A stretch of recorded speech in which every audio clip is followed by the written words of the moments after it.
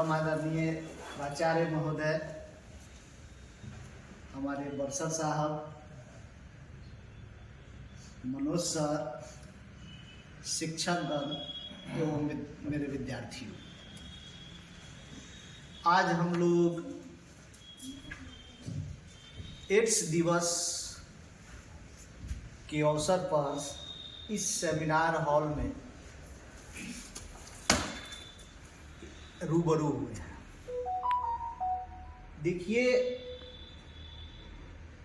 कहा जाता है कि एड्स जो बीमारी है उसके अगर इतिहास को जानिएगा तो यह अफ्रीका के बंदरों में पाया जाने वाला बीमारी था और इसका जो कारक है वह रेट्रोवायरस है।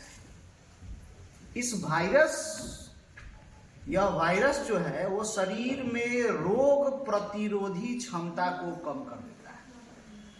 अगर आप लोग जीव विज्ञान के विद्यार्थी होंगे, WBC, RBC और पट्टिकानु के बारे में जानते होंगे, तो red blood cell, white blood cell, तो ये वाइट ब्लड सेल से को प्रभावित करता है।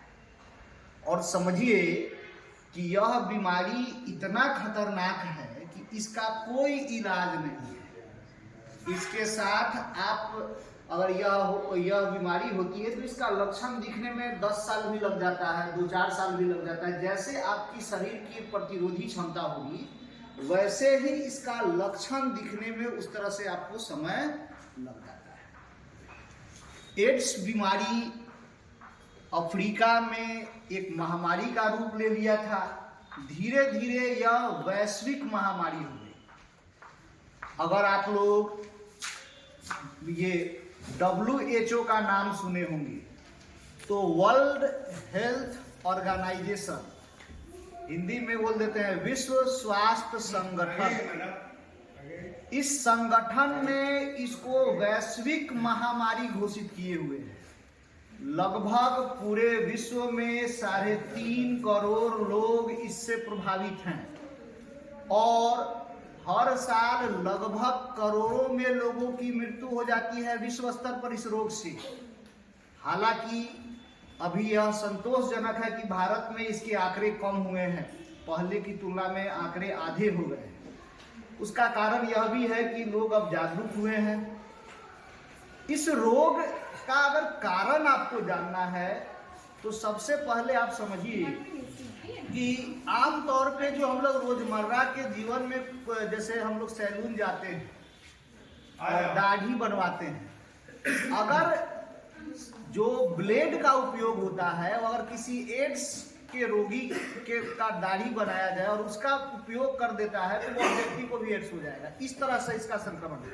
हालांकि इसका संक्रमण ऐसा संक्रमण नहीं है जैसे कुष्ठ रोगियों का संक्रमण होता है कि अगर उसके बगल में बैठ गए तो आपको कुष्ठ रोग का संक्रमण हो जाएगा।